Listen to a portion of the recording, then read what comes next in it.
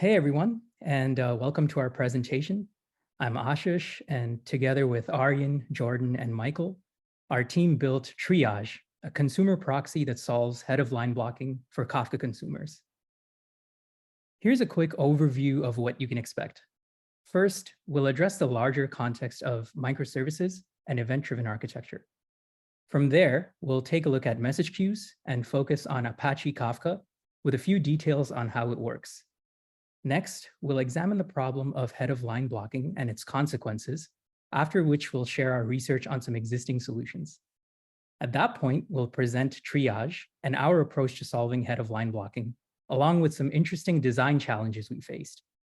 We'll end with some ideas for future work and leave some room for a Q&A. We're excited to show you what we built, so let's get started. Microservice architecture has really gained in popularity over the last decade. And in 2020, it was estimated that over 63% of enterprises had adopted microservices and were satisfied with the trade-offs. Here's an example of a simple architecture for a shopping app. The takeaway here is to notice how the services are isolated into separate pieces. So the orders, products, and stock inventory services all have their own logic and data stores, and the shopping app can communicate with all of them. Since services can be decoupled in this way, work can be done in parallel, which leads to faster development times. Additionally, there's a benefit in the ability to take individual components and scale them independently. Often, multiple technologies and programming languages are used in these setups, which is known as a polyglot microservice environment. Given the use of these different languages, an important question is, how do we successfully achieve the required intra-system communication for the system to function properly? One option is to use a request-response model, which is commonly used on the web.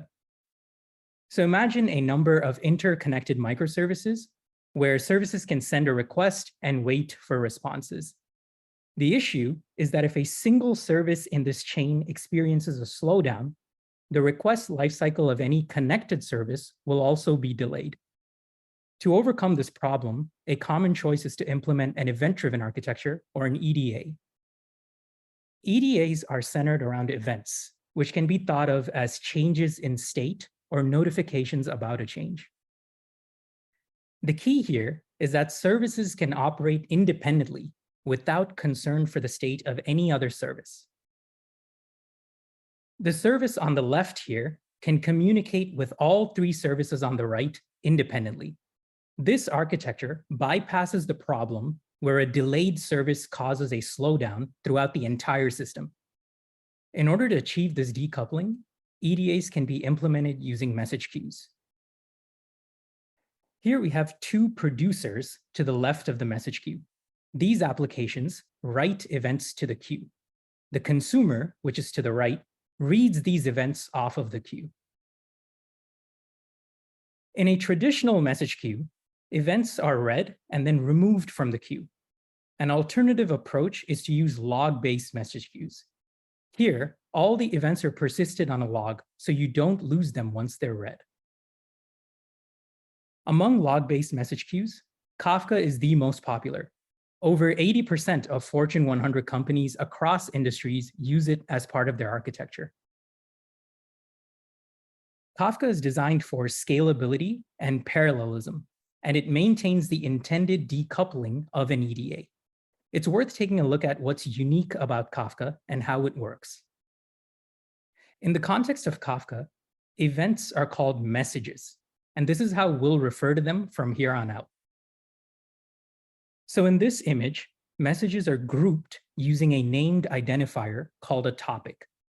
Kafka achieves scalability by writing all the messages of a topic to partitions.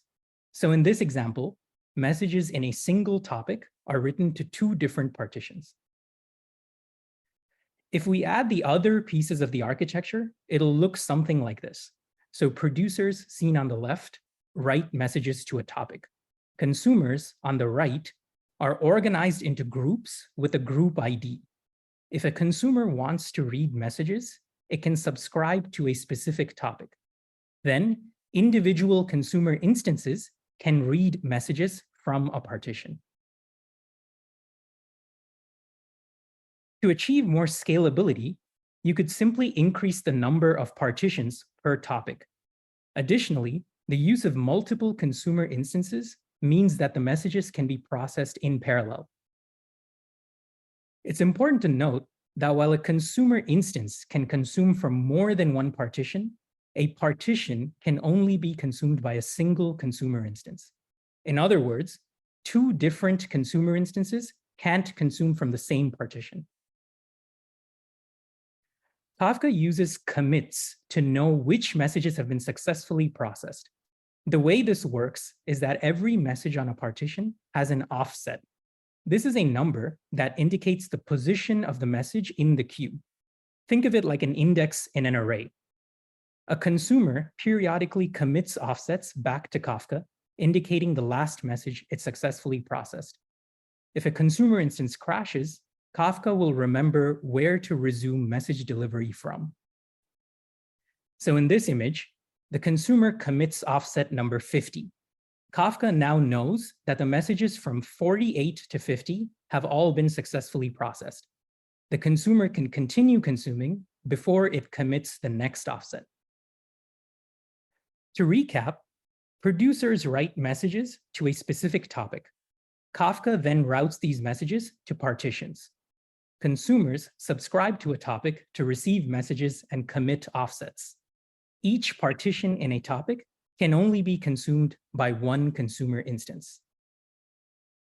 Now that we've shown the larger context, Jordan from our team will explain the problem of head-of-line blocking in message queues. Thanks, Aashish. A real-world example of head-of-line blocking that we are all likely familiar with is when you're at the supermarket and the person in the front of the line is taking a long time to finish paying. Perhaps they're trying to use expired coupons or have multiple fruits, each with their own ID, or they're trying to pay with Bitcoin. It slows down the entire line and everyone behind them has to wait. Message queues can also suffer from head-of-line blocking. In this example, there are 4 messages. The first green message is processed quickly. The orange one, though, takes longer to process. And crucially, while it's being processed, all of the other messages have to wait. Once the slow message is processed, the rest of the queue can proceed. There are 2 major causes of head-of-line blocking when it comes to message queues. The first is poison pills.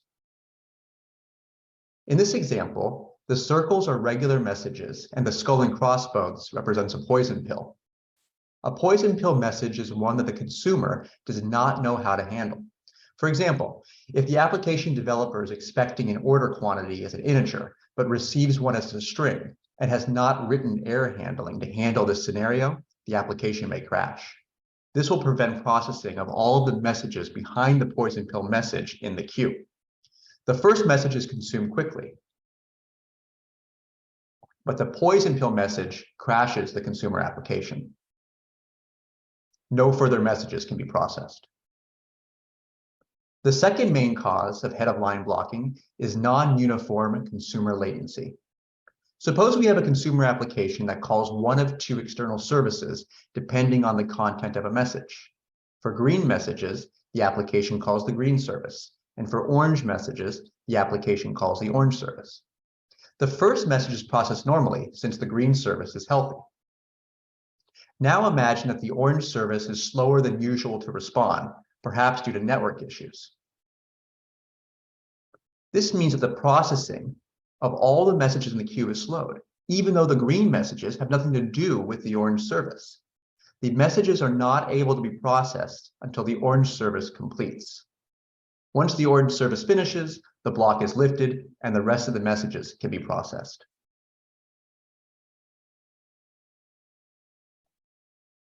In determining our desired approach to solving head-of-line blocking, we decided on 5 solution requirements. The first 2 were handling the 2 main causes of head-of-line blocking. The third requirement was that data loss was prevented. A naive way of handling head-of-line blocking would be to just drop messages that are causing it. This might be appropriate for non-critical scenarios, such as tracking likes on social media, where it's not critical that every like is captured. However, for critical situations, such as those involving orders, it is crucial that every order is captured. Otherwise, potential revenue may be lost. We wanted a solution that could prevent data loss. The fourth requirement was that the potential solution could be easily integrated into Polyglot microservice environments. Lastly, the fifth requirement was that the potential solution would be open source and easily available to developers. With these solution requirements in mind, we'll now look at the existing solutions that we found that addressed head of line blocking. The three solutions we found were Confluent Parallel Consumer, DoorDash's Worker Model, and Uber's Consumer Proxy. Confluent Parallel Consumer fixes head of line blocking caused by both poison pills as well as non-uniform consumer latency, but it doesn't have a way to store poison pill messages. And since we cannot tolerate data loss, this solution was not viable for our use case. Also, their library is written in Java, meaning developers would have to write their applications in Java as well. This was counter to our goal of finding a solution that worked well in a polyglot environment. While using Kafka, DoorDash experienced spikes in latency in their consumer applications. Individual slow messages were causing delayed processing for all messages in a given partition, a real-world example of non-uniform consumer latency. To address this, they introduced something they called Kafka workers. This solution, however, failed to address poison pills, and with no mechanism to prevent data loss, this solution was insufficient. Lastly, Uber's consumer proxy solves head of line blocking, resulting from both poison pills and from non-uniform consumer latency. Poison pills are handled without data loss, and non-uniform consumer latency is addressed by parallel consumption of messages. Uber built consumer proxy as its own piece of infrastructure in order to work well in polyglot environments. However, as an in-house solution, it is not available for us or for other developers to use. Given that none of the existing solutions fit all of our requirements, we decided to build Triage. Next, Aryan will discuss what Triage is and how it handles both causes of head of line blocking. Thanks, Jordan. Triage acts as a proxy for consumer applications. It ingests messages from the Kafka cluster and sends them to downstream consumer applications. Here's a high-level view of a Triage instance in the cloud. Triage consumes from a single partition, just like any other Kafka consumer. Triage's functionality consists of the application logic running in an AWS container and a DynamoDB instance. Problematic messages are stored in Dynamo for examination at a later time. This pattern is known as the dead letter pattern. In dead letter patterns, problematic messages, referred to as dead letters, are removed from the consumer application and persisted to an external data store for later processing. To manage commits back to Kafka, Triage uses an internal system of acknowledgements with a component we call commit tracker.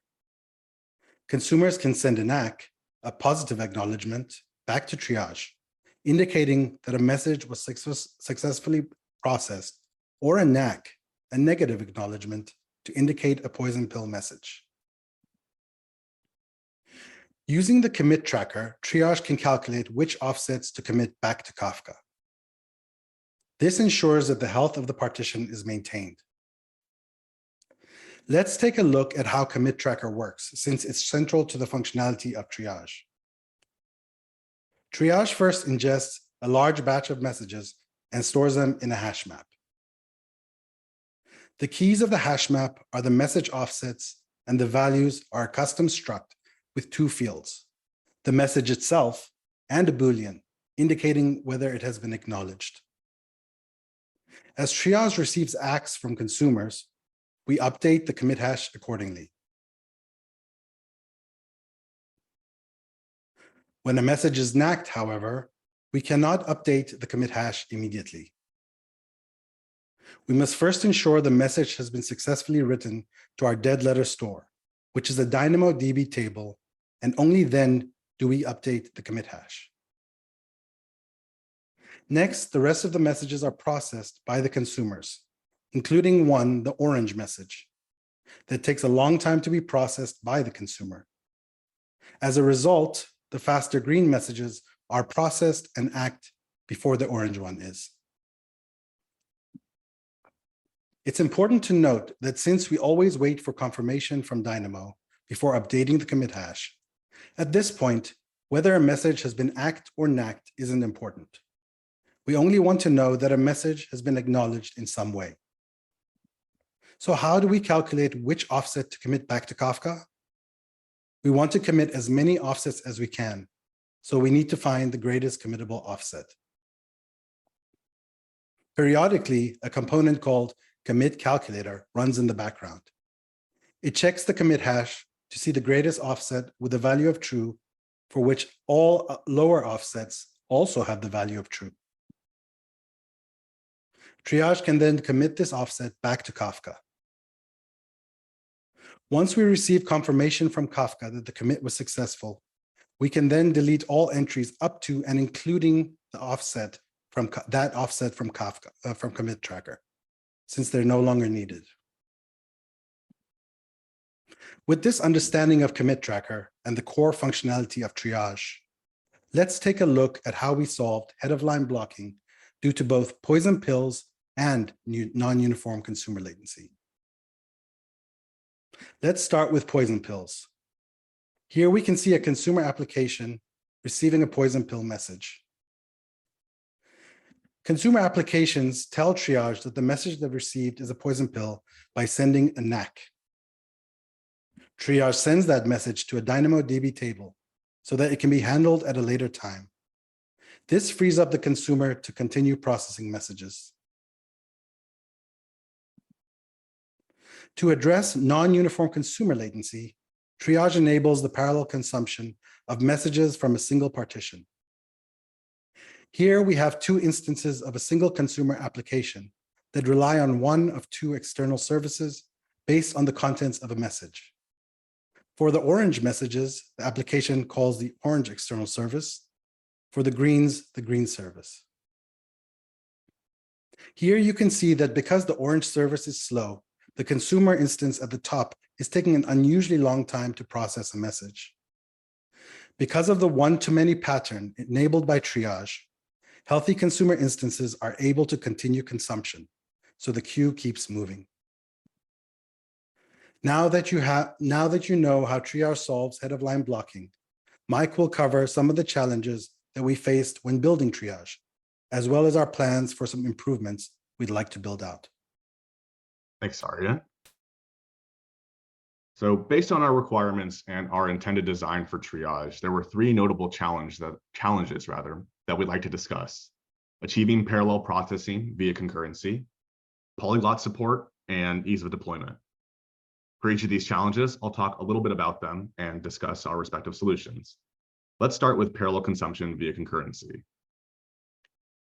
We need a one-to-many relationship between Triage and instances of a consumer application to solve head-of-line blocking caused by non-uniform consumer latency.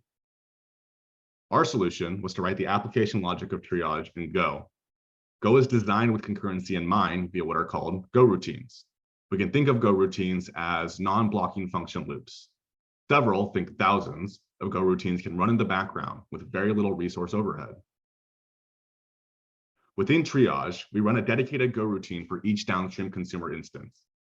These Go routines pull messages and send them to consumer instances, allowing us to consume from a single partition in parallel. Concurrency via Go also allowed us to implement Triage as a single application. Each major component of Triage exists as a Go routine that themselves utilize other Go routines. We achieved communication across these Go routines using channels. Channels are strongly typed queue-like structures. Go routines can place messages on the channel for other Go routines to receive. When messages are received, it's important to know that they are removed from the channel. Because messages are removed, we can have multiple senders and receivers without worrying about unintended data duplication. Let's take a look at some of the major components of Triage and how we take advantage of concurrency. At a high level, we need a process to continually ingest messages from Kafka. This Go routine is called fetcher in blue. It then needs to pipe these messages via the messages channel to a Go routine called dispatch and write them to our commit tracker in green. While all this is happening, we need another process to listen for incoming connection requests from consumer instances. We call this Go routine Consumer Manager. When it receives a request, after authenticating it, Consumer Manager places the network address of the consumer instance onto a new consumers channel. When dispatch receives the network address via this channel, it creates yet another Go routine called Sender routine that pulls messages from the messages channel. These sender routines, as their names imply, send messages to their respective consumer instances. Zooming out a bit really hammers home the benefits we gain from concurrency. All the components inside Triage that you can see on the screen are Go routines, many of which rely on other Go routines. While implementing all this functionality without Go is certainly possible, Go made it very intuitive for us, cementing it as the correct language for the job. The next challenge we faced was polyglot support. As you can see on the right side of the diagram, we needed Triage to be able to support consumer applications written in a host of different languages. Our solution was to implement Triage as a service coupled with a thin client library, in addition to our choice of GRPC as our primary network communication protocol. Before choosing our implementation model, we considered both a pure client library and a pure service approach. A potential pure client library implementation would have all the application logic of Triage exist as imported code within the consumer application. This comes with the benefit of not having to introduce new pieces of infrastructure to a user system and makes testing Triage simpler. But supporting additional languages would require a complete rewrite of Triage. Maintaining Triage would also be pretty difficult, since any change to a system's Kafka version would require updating all versions of Triage. We consider these to be poor trade-offs. An alternative would be to implement Triage as a service. With the pure service approach, Triage would act as a piece of infrastructure that sits between the Kafka cluster and consumer applications. This allows us to avoid the aforementioned cons of a client library implementation, but we still wanted to make connecting to Triage simple for developers. We decided on a hybrid approach. The core application logic of Triage exists on a container running in AWS. Consumer applications use a thin client library to manage communicating with Triage. This lightweight client exists within each instance of a consumer application. It provides convenience methods for sending an initial connection request and exposing an endpoint to receive messages from Triage. While we don't gain the full language agnosticism that a pure service approach might offer, building out multi-language support only requires us to rewrite our simple client library in another language. Ultimately, the client library only, 1, sends an initial HTTP request to Triage to request a connection, and 2, runs a GRPC server to receive messages. Because it's operationally very simple, rewriting the client library is far more manageable than rewriting Triage in its entirety. To manage communication between Triage and consumer instances, we chose GRPC as a network protocol, primarily for the ease with which we could build out multi-language support. I think it's helpful to talk a little bit about what GRPC is. GRPC is an RPC framework created by Google, where RPC stands for Remote Procedure Call. We can think of procedure calls as simple function calls or invocation. With a local procedure call, everything exists on a single host machine. In the figure on the left, the function do work is executed on machine A, resulting in code being executed on machine A. Remote procedure calls, however, allow us to execute code on a different machine. In the figure on the right, do work is being called on machine A, resulting in code being executed on machine B. It's helpful to understand that gRPC uses the same client-server model that we're all familiar with. With Triage, the Triage container acts as a gRPC client and calls process message with the message as an argument. The consumer instance runs a gRPC server that listens for this procedure call. It then executes code to process the message before sending a response, the ACK or NACK Aryan mentioned, back to Triage. The biggest reason we decided on gRPC, though, is its code generation feature.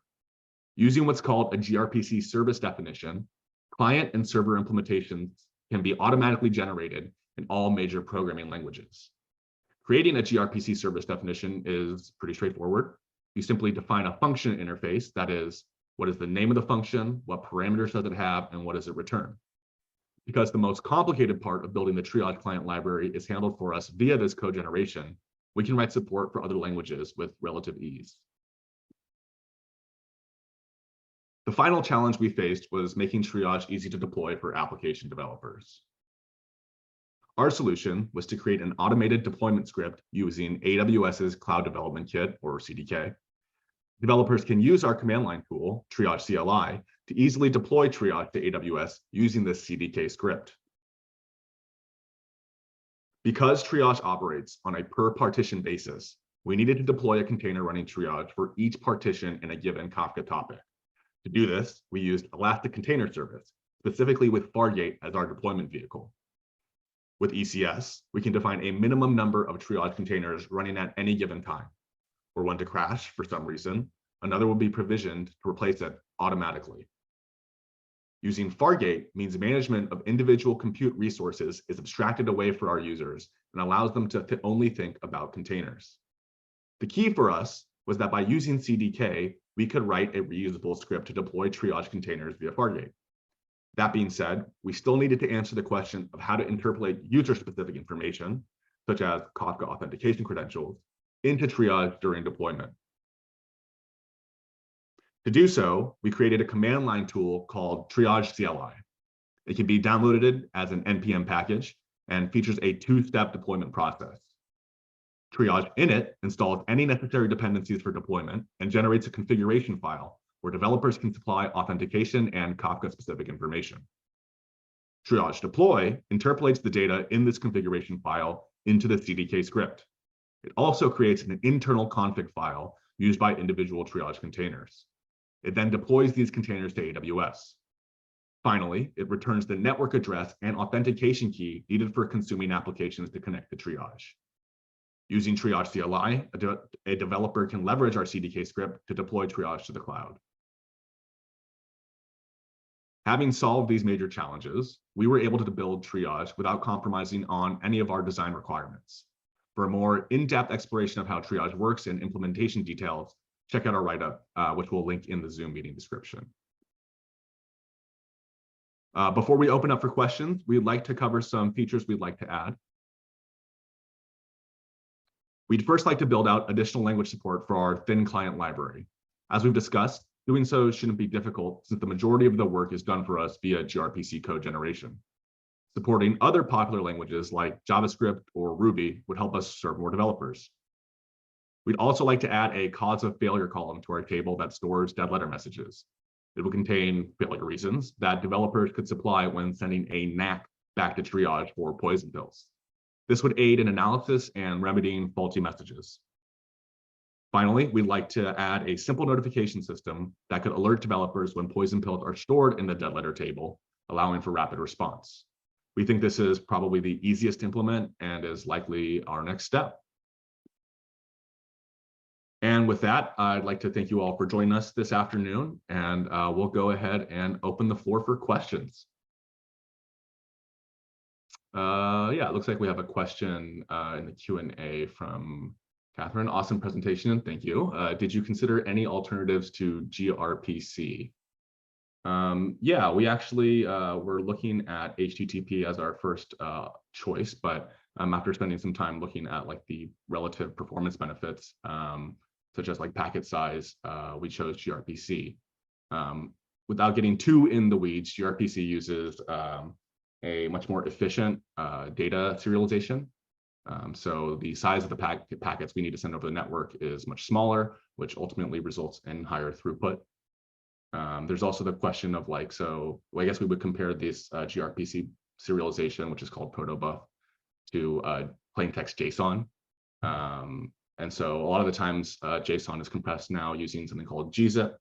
But even with that, even though the compression benefits are less with gRPC compared to JSON with gzip, we still run into dependency problems where every version of the Triage client we want to implement, we would need to also implement that language's version of gzip.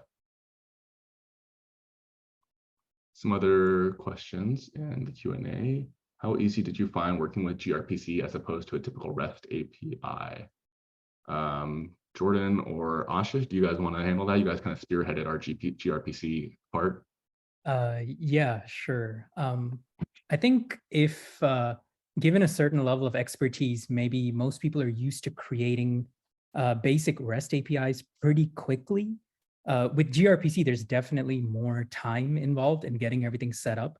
But for our use case, we needed what's called a unary service. So it's just one-way communication. gRPC is also capable of achieving bidirectional communication, which is sort of a more advanced setup. But I think because of kind of the basic functionality that we needed for our specific project, it was pretty feasible to work with gRPC. There is a lack of very detailed tutorials and a little bit of confusion here and there because of the way Google handles their libraries. For example, if you look up what the G stands for in gRPC, there is an explanation from Google saying that it changes every year for no apparent reason. So stuff like that did make it a little bit hard to find very reliable resources. But I think if you really narrow down your use case, you can do everything you can achieve in a REST API with gRPC. We have another question. What was the most challenging problem to solve in this project? I think, yeah, I have something I can probably talk about.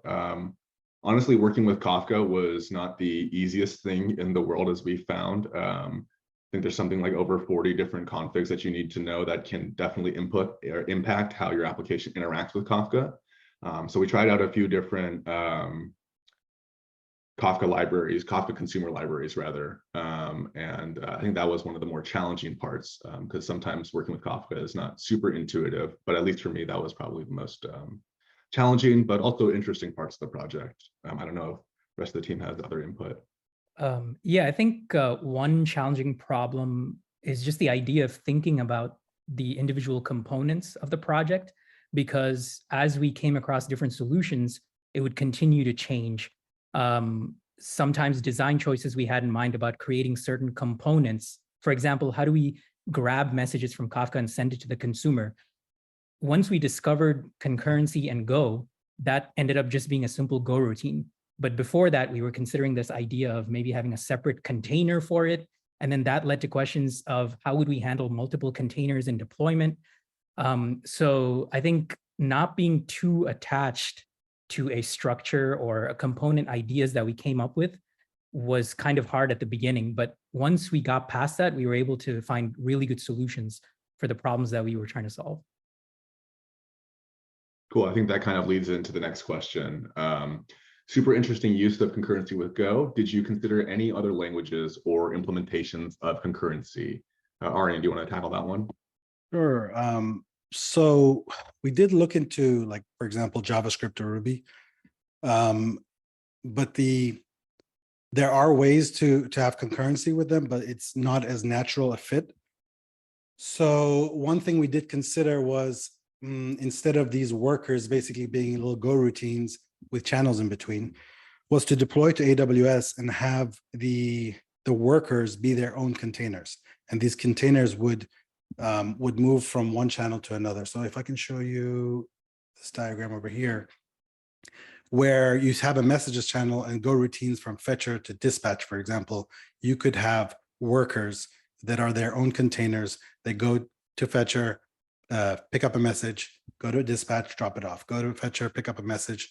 And so that was the alternative. But honestly, the overhead of doing that was high, and just the simplicity of doing, like, of performing concurrency with Go just made it a no-brainer.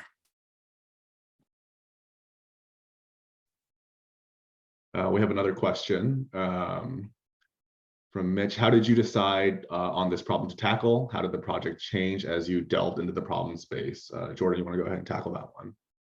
Yeah, sure.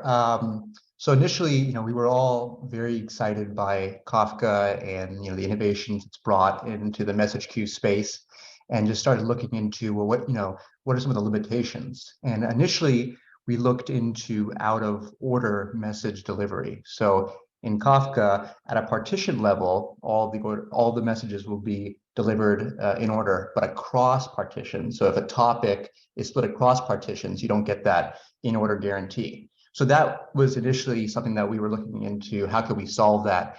And built a prototype, and then started looking into, well, what are the use cases for that? And besides some theoretical ones, we decided that it might have been a solution in search of a problem. And so then we pivoted into a different area of Kafka, that out of the box doesn't have robust handling, which is head of line blocking. So that was sort of our journey to how we got to this specific problem domain. We have another question. I think also kind of this leads into, how did you guys discover that this was a problem real companies are facing? Yeah, I think based off of Jordan's explanation, we were looking online and basically found a lot of engineering blogs that talked about this. So companies like DoorDash, Uber, I think we found articles by CrowdStrike that all discuss having these issues. And so that really made us, or helped us feel confident that this was a real problem that companies at scale are experiencing.